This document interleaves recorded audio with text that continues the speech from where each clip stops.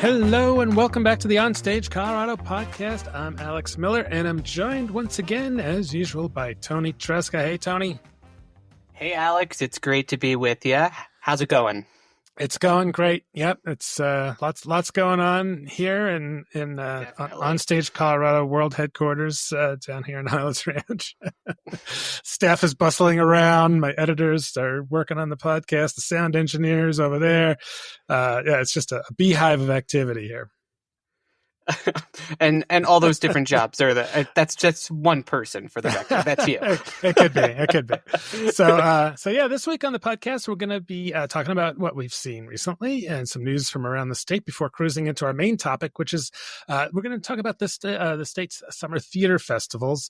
And also share an interview that I did with the head honcho at Denver's Meow Wolf Convergence Station, Brie Lipari. So she led the team creating the new Phenomenomaly interactive attraction running through August 9th and told me all about it, along with some other Meow Wolf news. But you also did a story about this as well, right? In Westward. That's right. Yeah, I actually got to attend an early morning rehearsal with the cast and creative team over at Meow Wolf, who was putting this together, which was, that in and of itself was pretty wacky, just being in that kind of immersive, larger-than-life space with all the lights on and nobody else in it was like a surreal, trippy experience. And then we were just, I was with the stage manager / director for the Denver production, Serene, on site. And they kind of took me around, talked me through their vision for the show, and explained that it was a full cast of about 20 freelance clowns, dancers, and puppeteers who have built this looping narrative that is performed inside Convergence Station itself. Right.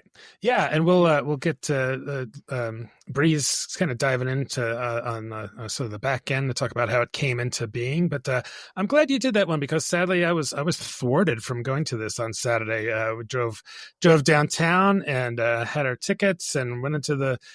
And there was the weekend was playing at Mile High Stadium, and there was just like this mob of cars. It was 100 billion degrees out.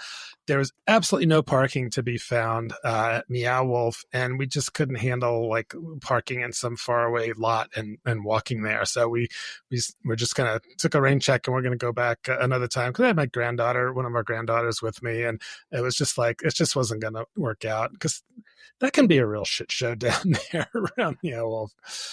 Yeah, if you're going down in that area, it's right near the Broncos Stadium at Empower Field and a bunch of other like shops and like things down there. Also not terribly far away from a bunch of residential activity too. So it's tough to find parking in that location. And even if you do, it's pretty pricey. And I imagine you didn't want to pay that premium price for a parking spot that's far away from Meow Wolf to walk over in that blistering heat.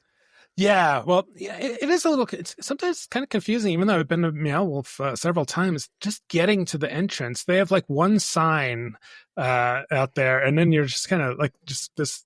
It's this labyrinth, and there's a private parking lot right next to Meow Wolf where we went, and it was $50 to park, and so we were like, okay, I'll pass on that. But yeah, I think Meow Wolf, if you possibly you can work with the city of Denver, maybe put up a couple more signs just to point people towards it. But nothing against Meow Wolf. We're gonna talk about all the cool stuff they have going on there in a little bit. But yeah, sometimes getting to anything in Denver on certain times can just be so irritating and annoying, and just sometimes I'm just like, fuck it. It's not the first time I've turned around and it's something just like it's just not going to happen. So. But I did get out to see a couple of things. But first, I want to ask: so you were dry this weekend. You did not see a single play, and you have a good explanation. So let's hear it. That's right. That's because this weekend Toni went into the wild. I went on a camping trip for a birthday party with some friends to Radium Hot Springs, which is basically out in the middle of nowhere. It's about an hour outside of Silverthorne, kind of near Kremling area, which is similar area to where we were just last weekend when we took the drive to Steamboat Springs for the Colorado New Play Festival. But this was not a lovely tourist area. It was a remote remote campsite with no running water, no electricity. I was prepared for all of that, but what I was not prepared for was that it was essentially in the middle of this like wind tunnel because it was right between two massive mountains. So when we got there, we were faced with like 40 plus mile an hour wind that just basically prevented us from putting up a campsite, much less like walking around or doing anything.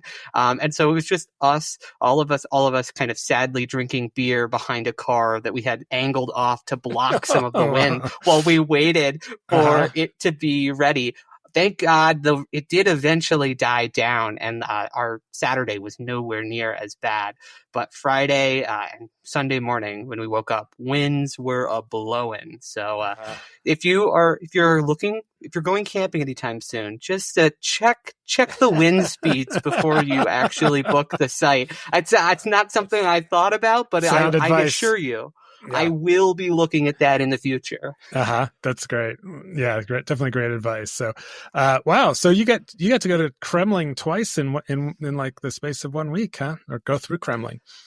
That's right. It's not quite in Kremling. It's just a little south of it. So I didn't get to go to that coffee shop that we stopped at on our way through. Didn't quite make it in there, but yeah, I mean, it's a lovely part of the state. Very scenic. It's quite interesting that in this like 90-degree plus heat that we were experiencing, there were still mountains that had snow on them right in the distance. It really reminds you of how vast our state is. Yeah. Yeah. So, all right. Well, I drove up to Conifer, which is not a bad drive from where I am. I think it only took me about 45 minutes from here on the southern side of Denver to get up to Stage Door Theater in Conifer to see a show that I've been wanting to see for a long, long time. And just one of those shows I just hadn't ever gotten to, Something Rotten. And I got to tell you, they did a freaking great job with this show. I mean, Tanner Kelly, who's the director, I've seen some other shows that he's done up there, and the choreographer Heather Westenskow put together just a really, really great show. And they just had this cast that I was like, man, I didn't even recognize most of them. So this guy Jason Rex that played Shakespeare was just, it couldn't have been a better cast, as well as the two brothers, Nick and Nigel Bottom, were Sean Davis and Andy Ray were great. But yeah, just a really solid production. They've got another week of that, I think through Sunday. If you get a chance to get up there, I'd highly recommend that one. And the only thing was it was a little hot in there because it was a bazillion, even up in Conifer, it was warm in there, but it was cooling down quite a bit. So at halftime we were able to go out and cool off. But they had a great house, they had a good crowd. And then on Friday I saw the Book Handlers at Buntport, and it was really hot in there. They were actually handing out fans because it was like 100 degrees out. And I imagine that warehouse that they're in is not exactly built for the extreme heat. Yeah. I've definitely been in some other hot shows there in the past, and it really does affect your enjoyment of a show when you're just kind of focused on like, oh my God, I'm so hot. Oh, I'm so hot. I wish I wasn't so hot. And that's not the theater's fault. That's their space. Book Handlers is a lot of fun. It's have you seen this one? I know you were going to. I have not. I'm going to be catching the Book Handlers this weekend. Okay. Right. So this is a reprise of they'd done it back in 2018, and according to their site, they brought it back from popular demand from the audience.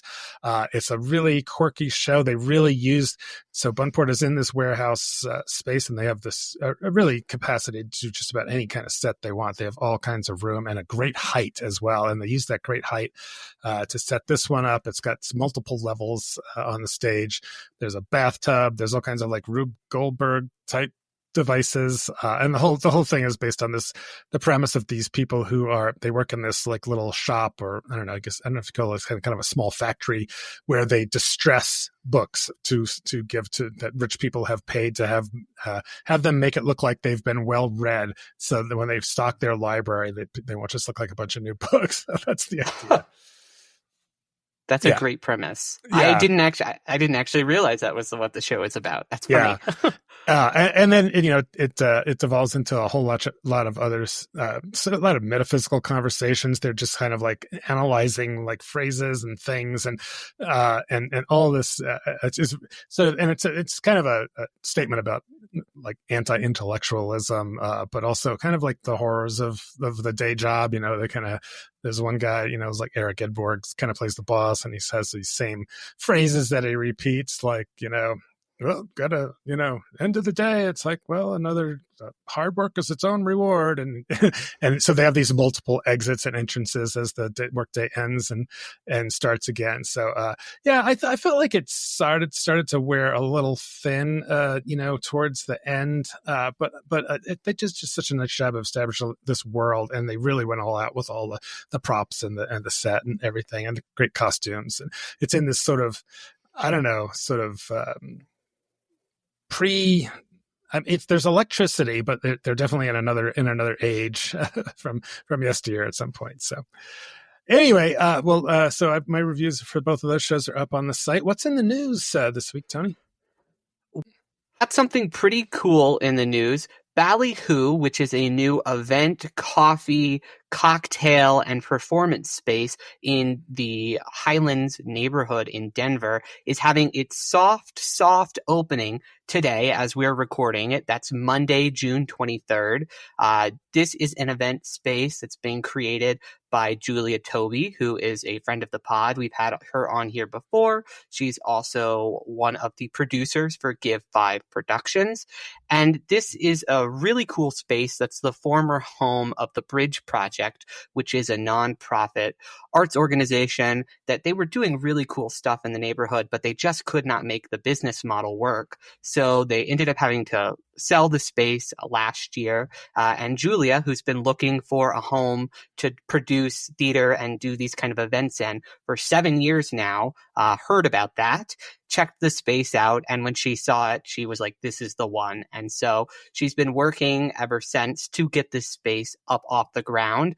It's taken a lot of time, sweat, and energy, but she's finally here at this kind of softest opening in the space. It's a BYOB karaoke night being led by David Nels, who is her friend and local composer. Yeah. So it's a pretty cool space. I actually got a chance to tour it as it was under construction a few weeks ago. So I really got a sense of what it was going to look like in action. That's great. Well, I look forward to checking out some of the programming that Julie's going to be doing there at Ballyhoo, and wish her the best of luck with that enterprise. I know it's a big thing to jump into, and definitely props to anybody who can add some more performance space to the Denver scene.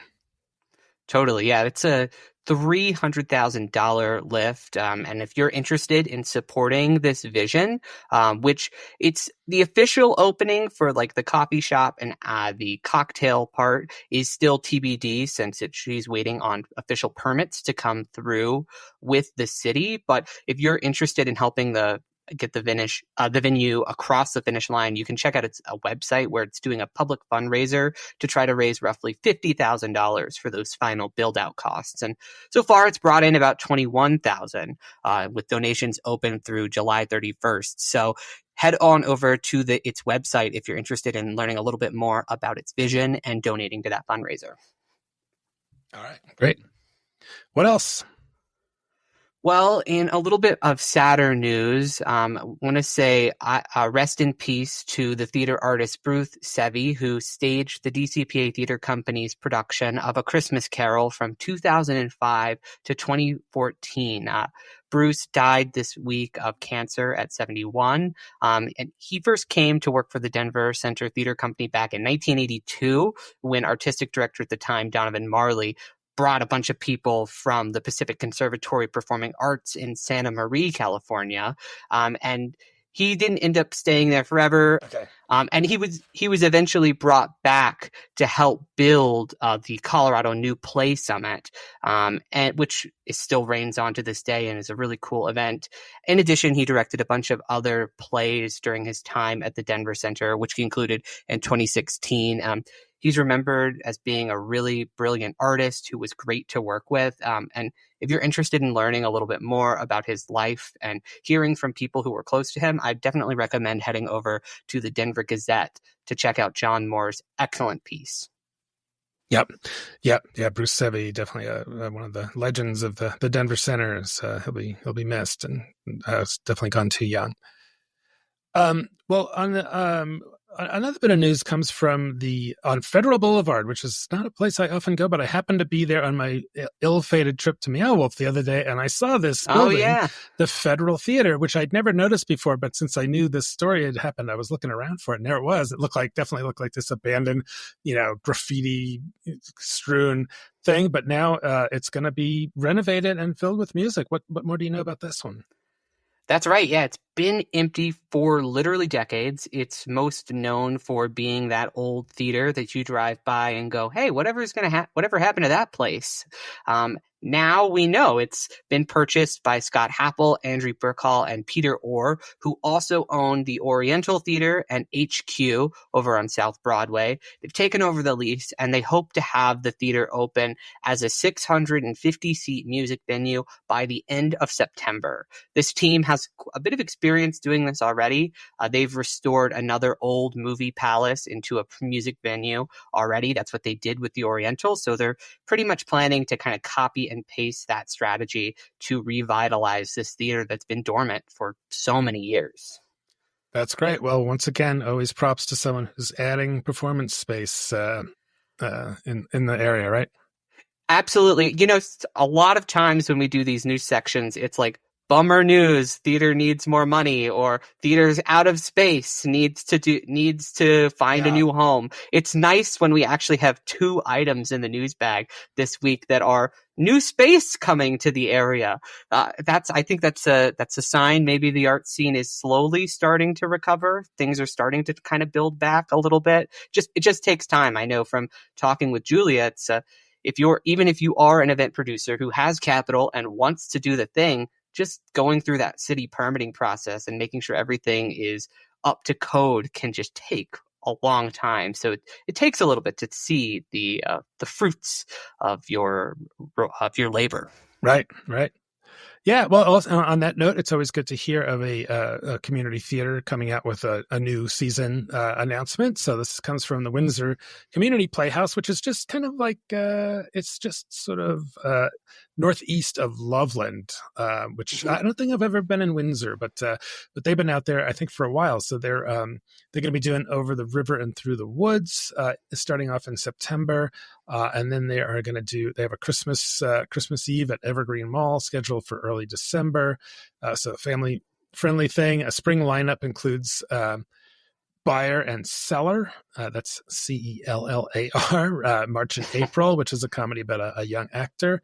And they've got a couple of other things they haven't put the dates out for, South of Hope and Brotherhood. So keep an eye out for that for you folks in Northern Colorado. That is going on at Windsor. Cool. Yeah. Also in the northern part of Colorado, just came in. Did you see this press release, Tony? I'm just looking at it right now in real time as we speak. So yeah, these will be my real time reactions. Yes, yeah, we've been talking about OnStage Theater because they had a little bit of a problem with one of their last shows, and we were wondering what was going on up there. Now they just announced a new artistic director, leadership change. So longtime producing artistic director Sydney Park-Smith has steps down after 6 years and over a decade with the company, and the board unanimously selected Jacob Offen as the new producing artistic director following a search. Apparently, he's already well known in the OnStage community as a performer and a contributor to both artistic and operational work. So that's he's going to be coming in, I think, in July. So yeah, that's I think probably good news for them that they've got somebody to take the reins from Sydney Park-Smith, where I think she's done a lot. She'd expanded their community partnerships, launched some different types of programming, and all that. But I don't know all the story of what went on up there. But that's the story now. So welcome, Jacob. Yeah. Best of luck to Jacob as he looks to take over. It sounds like he's going to be working pretty closely with Park-Smith during this period to kind of ensure that the handoff goes smoothly and that they're in strategic alignment for the company's future, to quote the press release. Yeah. Best of luck to you, Jacob, and we'll see what this means for OnStage and its future. Yeah. OnStage Colorado is brought to you in part by Miners Alley Performing Center, whose production of Ring of Fire runs May 9th through June 29th. Ring of Fire is a high-energy jukebox musical that brings the legendary songs of Johnny Cash on stage, weaving his iconic hits into a story of love, resilience, and the American spirit. Tickets at minersalley.com. Also supporting OnStage Colorado is Rocky Mountain Repertory Theater in Grand Lake. Their 2025 summer season runs from June 6th through September 5th and includes Disney's Frozen, Guys and Dolls, Footloose, and Nonsense. Find tickets at rockymountainrep.com. OnStage Colorado is brought to you by Colorado Candlelight, featuring Anastasia through August 31st. This dazzling show transports its audience from the twilight of the Russian Empire to the euphoria of Paris in the 1920s as a brave young woman sets out to discover the mystery of her past. Tickets at coloradocandlelight.com. And we're supported by Theater Silco in Silverthorne, featuring Steel Magnolias June 20th through July 13th. It's a classic, heartwarming drama that's also got a lot of laughs as a hodgepodge of women form friendships as strong as steel, which they are forced to lean on when tragedy strikes. Tickets at thesilco.org. All right, well, moving on. Our main topic today is theater festivals going on around Colorado this summer. So we covered some of this in our 2025 Look Ahead episode a few months back, but we figured it's worth hitting these in a little bit more detail now that summer is upon us. So, Toni, you posted a complete guide to the season a few weeks ago on Westward, and I did one for the OnStage Colorado site, so it's kind of fresh in mind. So you want to kick us off from in no particular order, but starting with our friends down south in Creed. Yeah, so Creed Repertory Theater is celebrating its 60th anniversary this year. Amazing. It's an incredible festival that they've got down there, and the town essentially revolves around the theater in a really unique way. So I've heard from talking with artistic director Emily Van Fleet, who this is her first season over there, and she's throwing out all the stops. This season includes Xanadu, the 39 Steps, Silent Sky, the Fantastics, improv favorite Boomtown, some children's programming, and a special 60th anniversary concert and gala. They've got shows that are running all the way through September 30th. So if you want to hit something really late in the season, this is your place. They'll help you out with a show or two. Yep.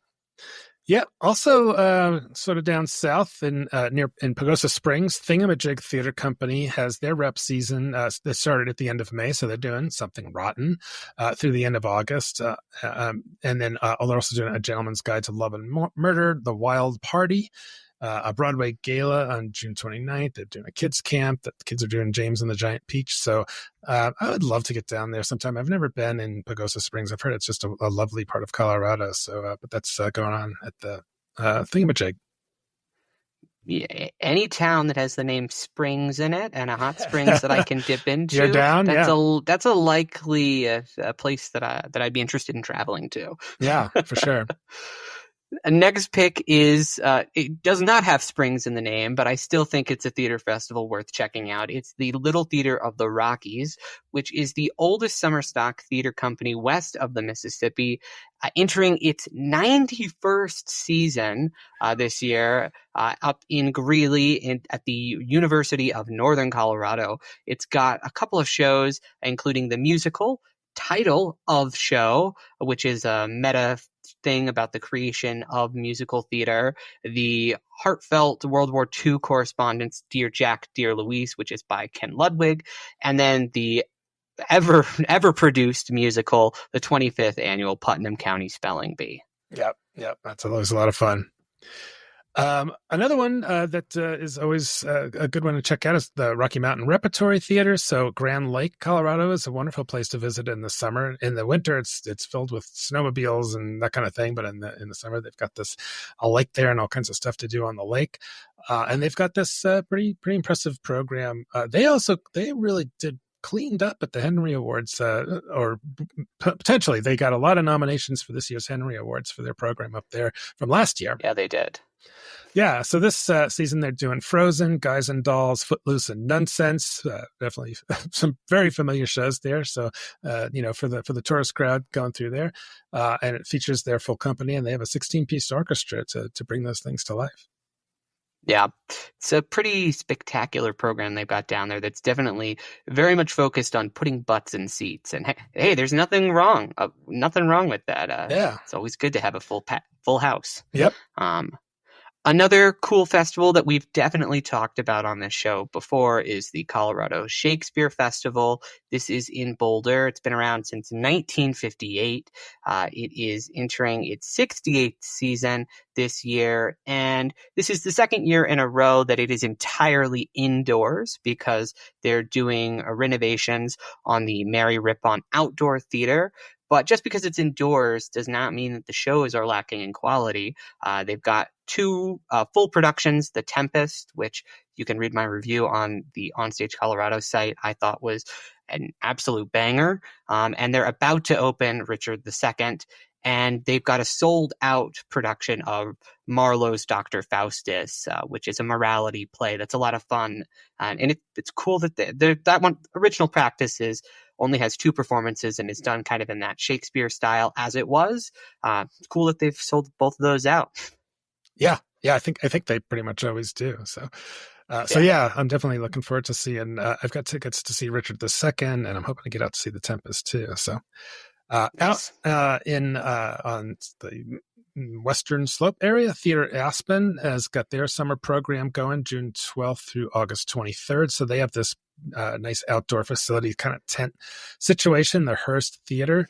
If you haven't, these shows it's Aspen, and the shows are definitely a little on the spendier side. So keep that in mind. But Aspen is such a wonderful town to visit. It's so fun to walk around there. So they're doing Driving Miss Daisy, and they're doing Mamma Mia, and $1 Million Quartet. So also Button Seaters. Yeah, it's a great place to go. A great place to go for a little summer trip.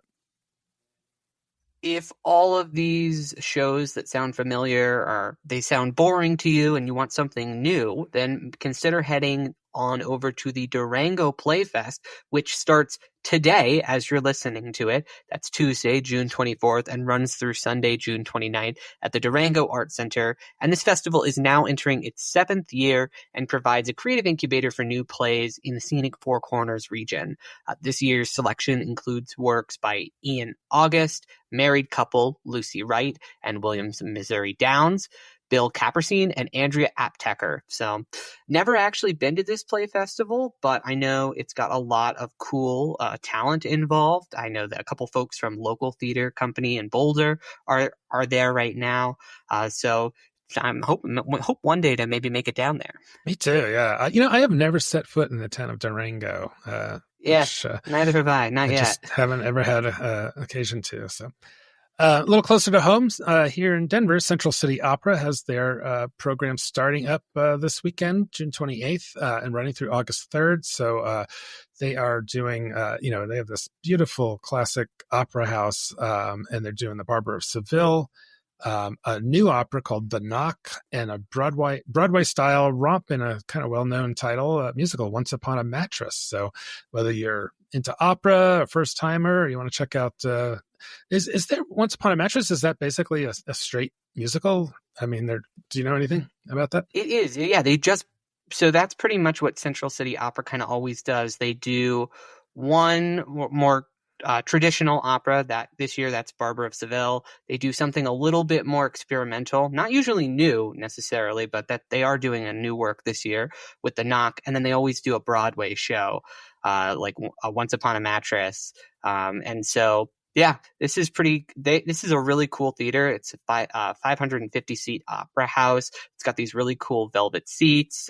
It's so gorgeous to look at, and the seats feel good too, which is always a plus in my book, since we're going to be sitting there and watching something. Yeah, we're seat connoisseurs.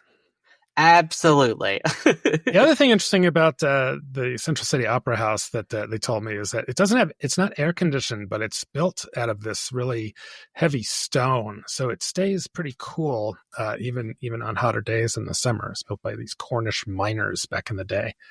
So There you Whoa. go. Yeah. I didn't know about that. Natural air conditioning via the rocks. Yeah, the rocks. So, well, the last one we wanted to mention is not exactly a festival, but they treat their summer lineup as like kind of the big part of their season, and this is Theater Silco in Silverthorne. So right now they just kicked off Steel Magnolias, and it features a just banger cast of well-known Colorado actors, including Emma Messenger, and Teresa Schwartz, Leslie O'Carroll, and Maggie Tisdale, and of course directed by Thunder River Theater Company's Missy Moore in a return to Summit County, which is where she grew up and went to school. And they're also doing What the Constitution Means to Me, July 11th through August 3rd, and then Escape to Margaritaville in August. Yeah, Theater Silco does really excellent work, and I know you and I have been talking about getting out to Steel Magnolias. After we're recording this, Alex, let's sit down, get it on our calendars so we can get out there. Yeah. Interesting thing about Silco too is they do, they're doing shows like every night pretty much, except for Mondays, and they don't really do like afternoon matinees. I think all the shows are like 7 or something like that, just because, as we've talked about before, in mountain towns, you don't want to do a show in the middle of a afternoon where people are either skiing or hiking or whatever else they're doing up there. So they know their audience and they're working around them, which is smart. Yep. So, it's interesting. A buddy and I of mine, and we were having breakfast the other day, and Margaritaville came on the radio, and we both looked at each other like, "Oh my God, why is this song still being played?" And we were talking about like that. This empire that Jimmy Buffett sort of built out of really surrounding this one song. There's like there's restaurants. There's I think there's is there like a theme park? There's this musical. Yes. Of course, he died a few years ago, and but still the lost shaker of salt lives on this summer in Silverthorne. Absolutely. Well, that is it for Colorado Theater Festivals. There are a couple that have already happened, which we obviously didn't discuss. And looking at you, Fringe Festival and the Colorado New Play Festival. But these are all a bunch of great options if you're looking to get your theater on in a bunch of cool scenic locations that also have other stuff to do. Don't go anywhere, though. We are going to throw it to Alex's interview with Brie from Meow Wolf to talk about its upcoming programming.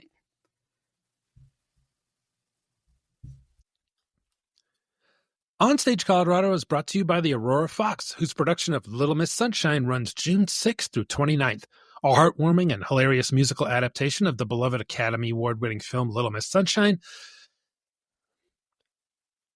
OnStage Colorado is brought to you by the Aurora Fox, whose production of Little Miss Sunshine runs June 6th through 29th. It's a heartwarming and hilarious musical adaptation of the beloved Academy Award-winning film. Little Miss Sunshine celebrates the power of love, determination, and the joy of following your dreams, no matter the obstacles. Tickets at aurorafoxartcenter.org. Also supporting OnStage Colorado is the Colorado Shakespeare Festival, presenting The Tempest, June 7th through August 10th, and Richard II, July 5th through August 10th. Shows take place in the Roe Green Theater on the campus of the University of Colorado Boulder. Tickets at cupresents.org. We're also supported by the Boulder Ensemble Theater Company, whose new season starts in August and includes Cry It Out, Elizabeth I in Her Own Words, The Thin Place, Every Brilliant Thing, Brooklyn Laundry, and Mary Jane, as well as Mad Librarians for the kids. Get tickets at betc.org.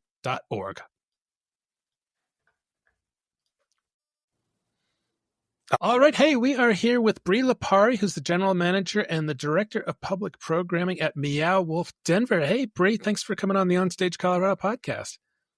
Hi, yeah, thanks for having me. I'm excited to be here.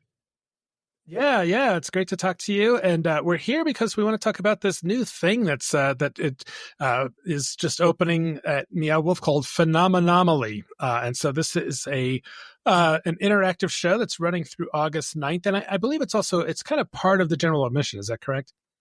Yes, that's correct. It's with no added cost. It's just our normal ticket. Okay.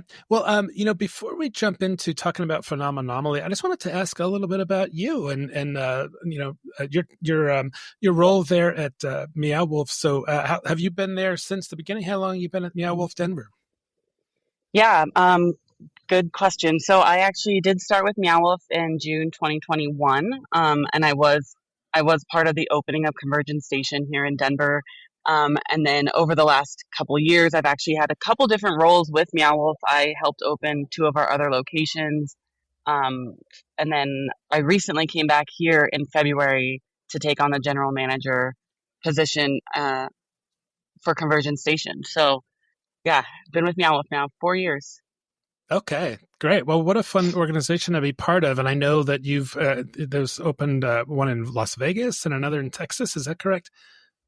Yeah, over the last 2 years, we actually opened two locations in Texas, one near Dallas and one right in the heart of Houston. So those are our newest exhibit, but we do have one in Vegas as well. That's our Omega Mart. Uh-huh. Okay. So every Meow Wolf has a different theme to it. So Denver is Convergence Station, which is kind of like this whole sort of I don't know, leitmotif or theme of all these different universes kind of colliding in one place. Is that correct? Yeah, Denver Convergence Station is actually the world's first interdimensional transit station. And yes, there are four converged worlds inside the building. So, but you're right, all of our Meow Wolves have a different theme, kind of narrative going on, but they are all connected still. Right. Right. Yeah, it's a ton of fun. If you haven't been, I definitely recommend you get out to Meow Wolf and check it out. But now they've got something even to kind of icing on the cake, which is the Phenomenomally, which is fun to say. It kind of reminds me of what's the theater that you have in there called again? The Orpheum Theater? No, Or, the Perplexiplex I was oh, thinking of. yes, our Perplexiplex venue. Yep. So Meow Wolf loves to have some awesome names for people to Yeah. pronounce. Now, will there be any action from Phenomenomally in the Perplexiplex? No, actually, that's like the one location that Phenomenally is not going to be taking place in. It's Okay. and throughout the rest of the exhibit. Okay, well, good. Then people aren't going to be baffled by that tongue twister of saying Yeah. perplexiplex and phenomenomally at the same time. All right, well, let's dig in. What is phenomenomally, and talk about a little bit how it came to be. I know you were the creator of it. Yeah, so I'm just one of this creative group that came together. Honestly, it came about very quickly. We started in January developing um, this kind of experience. So, like a quick summary of like what Phenomenally is. So, like you said, it's the new experience coming to our Denver location, and it will be in Vegas. But let's talk about Denver for now. It's Mhm. a seasonal performance activation that really expands our storyline and narrative, like the Meow Wolf larger narrative story, with new characters, new experiences. It's going to actually run on a loop, so kind of like a sandbox style performance. It's a looping performance, interactive between 3 and 7 p.m. on select days. And yeah, I guess to talk a little bit more about the inspiration behind where this came from, um, we we kind of base creating this new program production experience on inviting in past Meow Wolf fans, current Meow Wolf fans, and future fans to just experience something new within our exhibition. Um, and the creative directors, as they started developing the core creative behind Phenomenally, really emphasized like human connection. The core concept of Phenomenally is really bringing people together to witness something mysterious and magical, and emphasizing like transformatively like the power of shared experiences. We wanted to make sure that the participants that come to Phenomenally feel part of the show, not just like that's that immersive piece, and that interactive piece is like everybody that's going to come and experience it will ultimately be a part of it. Uh, and is there? I know some people are like, "Yeah, give me that interactive, immersive stuff," and some people are like, "Please, no, thank you." Is there? Can you Yeah. kind of opt out and kind of shrink into the background if you want to? Yes, absolutely. So that's what's great. I feel like about Meow Wolf is like you can be as involved or as little involved as you really want. It's up to the participant. But like in this and then in Phenomenally, like to talk a little bit more about like the true like performance and production aspect, there's a couple different groups that are involved. So there's like our performance group is like a core group of ensemble performers that make up a couple different characters. Like there's this group of 5 misfits that are actually coming to Convergence Station to witness this great spectacle moment. And that goes back to like the creative directors wanting, what do the creative directors were like thinking, like, what do people gather for? And they were like, oh, like natural phenomenons, like the Northern Lights and the Right. yeah. So that's kind of what Phenomenomally is. It's truly to witness a great migration of flicker worms, which are actually glowing luminescent beings that are going to be actually produced. It's a lantern parade to just like really dumb that down in Uh-huh. one sense. Um, and during the performance, like we will ask participants to join in on certain like dance elements and noise and singing with the group, but it's up to everybody to really participate or not. We aren't going to force anybody. Uh-huh. So kind of walk me through, like, so I walk into Convergence Station. I'm there. I've got my ticket for Phenomenomally. What happens when I walk in there? Am I led by a guide, or how does that work? Yeah, so we'll welcome everybody in as normal. You're coming into a normal transit station, and then the part of Phenomenally is like the first 40 minutes of the experience, like the overall hour and 20 minutes looping performance. The first 40 minutes of each performance time, which we're gonna do it 3 times every day that it's playing, um, is honestly mostly about the characters and the creatures that are going to be walking around, interacting with guests. So while you enter Conversion Station, you're not going to immediately be like, oh, this is Phenomenomally. You have to kind of be wandering through the alien worlds and witness our misfits characters, or witness the keepers, the ones that are actually trying to also see the migration.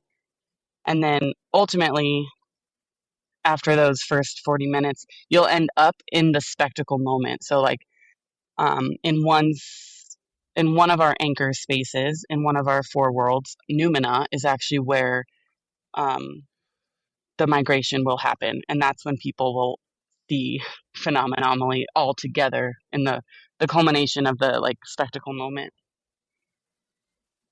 Okay, and like, how many people are like going to be Phenomenomally at once? Like, is it going to be like 20 people, 40 people, 100? Yeah, you mean like how many guests will be there? Yeah. Um, That's going to vary really on our like ticket slots, so we have entrance every 20 minutes. But we're hopeful to capture, I mean, Numena's a huge space, and ideally there's going to be over 100 people at a time witnessing Phenomenally, Okay.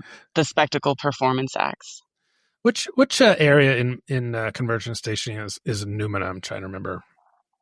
Numina is our giant foresty area, Okay. the biggest room that we kind of have outside the Perplexiplex. Okay. And so you've worked with local artists to create this. Can you talk a little bit about who those folks are? Yeah, definitely. This wouldn't be happening without all of our local performers and different acts that we have. So, as I said, there's our core ensemble group, which is about 15 individuals local that are either dancers, puppeteers, clowns. And then we have our stage managers, stage hands, and directors to make really 22 people in our core, like Meow Wolf ensemble group. Uh-huh. And each cast, like they are making up like this misfit traveling group, and they're making up our 10 keepers with uh, all the new costuming that we have. And then we do have, like, in each show, which we've broken down each week, we'll have a specialty performing act in the middle of Phenomenomally. So um, we will have like a choir one week, we'll have a circus group one week, we have some contemporary and world dance teams coming in, and then a brass band. There's 7. It's going on for 7 weeks, so we have 7 different local groups coming in to perform. Okay, great. So I wanted to ask, so you think about a place like Meow Wolf, like I guess in some ways it's a little bit like a museum where the exhibit stays more or less the same, and so some people, like maybe locals, have been to Meow Wolf once or twice or maybe even three times, and is this kind of thing is a way to kind of, I don't know, kind of mix things up and get it so that some people have been to Meow Wolf already might have something else to come back and check out that's new. Yes, absolutely. So, um, this is our first kind of foray really into a seasonal program to like, yes, encourage our repeat visitors to come back, but also it's allowing us to flex more of our creative muscles, right, and bring back to like honestly where Meow Wolf started was a lot in performance and a lot in music festivals and things like that, where we designed wild creatures and characters to show up, and we're finally bringing that back into our exhibits as opposed to being outside our four walls. So yeah, this is hopefully encouraging to all of our like super fans, and also those that might have visited once to come back and see something new in this space. Right. Yeah. Um, Great. Well, and I also want to ask, like, so some of the I don't know, standing exhibits or whatever. Is there a point where you start like I don't know, changing things up, or is it always going to stay pretty much the same?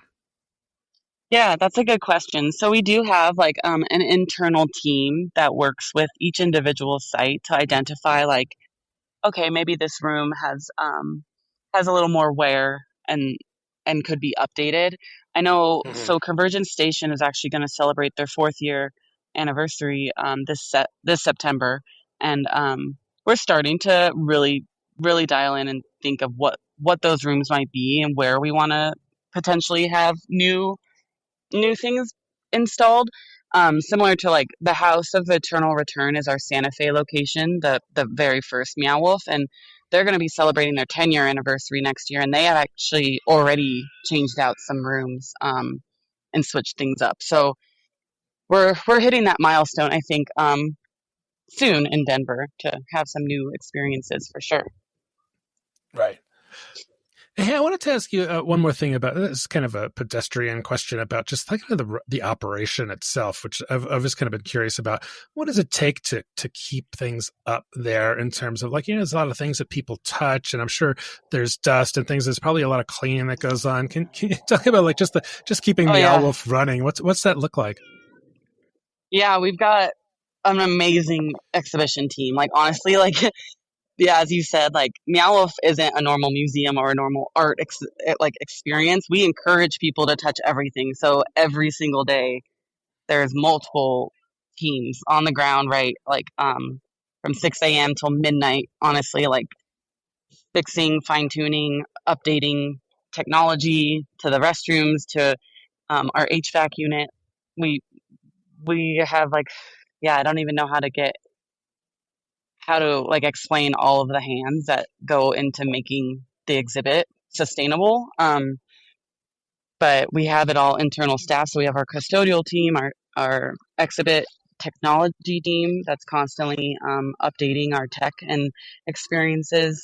And then we have an art and scenic team who are the ones that really go in there and like repaint the door handles or the doors or replace the vinyl that's been touched too many times. Or if you've been into the rat nest, they've rebuilt the rats that are in that little battle cage multiple times, just from the wear that we've had over the last 4 years. So yeah, it's a lot. It's a lot to keep up. But the team is honestly like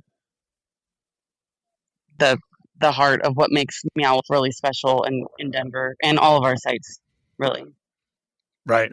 Yeah. Yeah. I'm sure it's a never ending Yeah. battle to keep everything ship shape and clean and all that. But yeah, when you go into Meow Wolf, it's always everything is just kind of just so. So congrats to you and the team on always having it ready to go and for people to come in. And I know it's become like kind of a real destination thing for tourists coming to Denver as well as the locals that check it out. It's like, you go to Denver, it's like it's on the list of things to see, right? Yeah, no, definitely. I think it is my favorite destination in Denver, but I might be biased. Right, right. All right. Well, Brie Lipari, GM there at Meow Wolf Denver Convergence Station, has this extra thing called a Phenomenomaly going on through August 9th in Denver. And thanks a lot for coming on and talking to us about it, Brie. Appreciate it. Yeah, thanks for having me. This was great. All right. Thanks again. Thanks, Alex. Let me know if you have any questions or if you need any like additional. All right, we're back. Well, that was fun to hear about what's going on at Meow Wolf. And I think it's interesting because, it is, like I said, like I asked her in the interview, it's like, it is like a museum. It's like, how many times can you go there? And you've got to freshen things up. And so it was interesting to hear a little bit of what she had to say about how they're doing that. And also the reason why they do have things going on in there. Of course, they've got the Perplexiplex where they have, I've seen a comedy show in there. They have concerts in there. And always something going on there at Meow Wolf. So. Yeah. All right. Well, now we're going to hit this week's Colorado headliners. So these are some of the upcoming shows we think you should know about. And in no particular order, Tony, what have you got to start? I'm kicking us off with the 5th annual Boulder Comedy Festival. This has been organized by Zoe Rogers, who's been a comedian for 13 years. She's a local, and she just kind of started this festival because she noticed that there was a lack of diversity in lineups around Colorado. She would notice that it was a bunch of like kind of straight white guys and then like one woman or like one black guy. And so she was like, what if we just had a show that was more representative of everybody? And so that's what she's been doing in Boulder County for the past 5 years. She's got everybody from nationally touring comics from Comedy Central and Netflix to a bunch of cool local folks. In total, this festival features 37 comics across 4 venues, including the Dairy Arts Center, Junkyard Social Club, the Louisville Underground, and The End in Lafayette. And there's 7 different events that you can choose from. Each has a distinct lineup of comics on it. So it's a really cool festival if you've never been to it. And it's a really cool way to kind of expose yourself to a bunch of different types of comedy, because Zoe really does mean it's diverse in the kind of content that's being up there. So you really do not have 2 sets that are alike in any way back to back, which sometimes I went talking with Zoe. I was like, yeah, I was just at Comedy Works New Faces, and the contest was 9 white guys and then 1 woman, and you were kind of like, yeah, I see, or 9 guys. There was 1 black guy. And I was like, yeah, it was pretty not diverse. And she was like, yeah, that's pretty much exactly why we had to start this festival. And so, yeah, it's a great event. Go down, support it. Even if you go for one day, you'll have a good time. But I've gone to multiple shows, and they really are different. Shows hit different based off of the time of day, what the room is like, and who's in attendance. Great. That sounds like a lot of fun. Well, also in the Boulder area, I just wanted to remind people that Arts in the Open is going on until July 6th. They're doing a show called Rumpelstiltskin and Other Tricksters. There wasn't a lot of information about what the show actually is, something about terrible tricksters and the heroes who thwart them. But the main event, or the main attraction of Arts in the Open, is that you're going on a hike as part of the experience. And I still have not been, but I know you've been, and you said it's a lot of fun. So. Yeah, it really is fun. It's in Chautauqua Trail in Boulder. It's a just under 2-mile hike. It is a little bit challenging because it is on a slight incline. So if you are somebody who needs kind of accessibilities to get around, this may not be the experience for you, as I noted in some of my reviews of the show. But if you can walk and you want to go on a hike and be outdoors in the Colorado nature while seeing a show, there's really not a better experience for you. Yep. Sounds great. My next headliner is Young Frankenstein the Musical, that's being produced by Breckenridge Backstage Theater, June 25th through August 10th. This is from the team who brought you The Producers, written by Mel Brooks. This production is being directed and choreographed by Casey Hebel, and it's just a lot of fun. This is, the story. It's Frankenstein, but just a little bit different because it's brought to you by this master satirist, Mel Brooks, who is kind of skewering it. I really like this show. It's got a lot of really fun numbers, everything from like the Transylvania Mania to Putting on the Ritz, which is from the original film. So, yeah, it really is a great show. I saw a Vintage's production of it a couple of years ago, and it's great. I'm sure that the crew up there at the backstage will do a great job with it. So, all right, my next one is back down here in the metro area in Parker at the Parker Pace Center, Rock of Ages. So this is opening this weekend, June 27th through July 20th. I believe this is a Veritas production. Is that correct? Yeah, that's right. Yeah, it's Veritas in conjunction with Parker Arts. Yeah, so Veritas did their School of Rock last summer, so they're back again with a kind of a sort of a similar vein, but this one is 80s stuff. So it's Styx, Journey, Bon Jovi, White Snakes. So this is one that my 80s loving wife Jen will like. Take her to it. She was on the big hair circuit back in the day with all the hair bands. Loved it, and so this is a story about I guess a venue on Sunset Strip. It's that's going out of business, and some evil corporate interests are taking over. I've never actually seen this one, so looking forward to it. Yeah, I'll be curious to hear your thoughts on that. I've also not seen that one. I've only seen clips of the terrible Tom Cruise movie version. Yeah, I've heard that was terrible. My next headliner is being done by Thunder River Theater Company in Carbondale for 3 days only. It's Lincoln Goes to Hollywood. This is brought to you straight from the Aspen Fringe Festival and is written by David Leadingham. It's a hysterical historical comedy starring Abraham Lincoln, John Wilkes Booth, William Shakespeare, Julius Caesar, Brutus, and many more, played by the writer and Lion Ham. Wow. Okay. That sounds titillating. Yeah, no more information is provided about it, but knowing that this has come from the Fringe circuit, I imagine this is going to be a wild ride. Yeah. All right, my next headliner also comes from Aspen. It's Clue, a walking mystery. I guess it starts at the Wheeler Opera House. This runs June 20th, so it just started through July 12th. So it says, turn the streets of downtown Aspen into your personal game board in this award-winning immersive experience, making its Colorado debut. So, of course, it's based on the board game Clue, and it's a live-action whodunit where you solve puzzles and collect clues inside local business.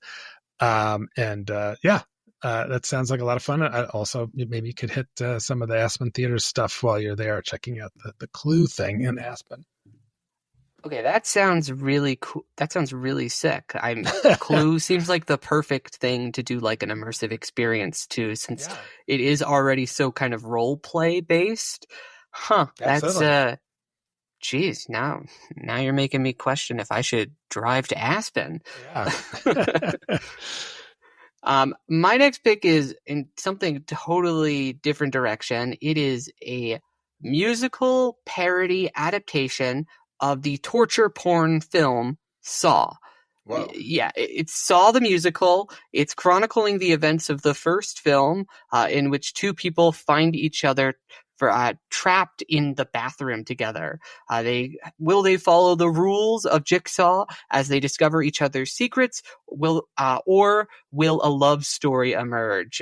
Knowing that it's a musical, I'm going to think it's probably the second option, but I have not seen this yet. It's coming to the Dairy Art Center in Boulder, and this is actually the New York National Touring cast who is coming here. So I'm going to be hitting this for Boulder Weekly to review it on opening night, and I am super excited. I'm like, this is a musical that I don't know how they're going to adapt at all, but I am very, very curious. Unlike so many musical adaptations where I'm like, I'm not interested at all. I'm like, I do kind of want to see a singing Jigsaw puppet.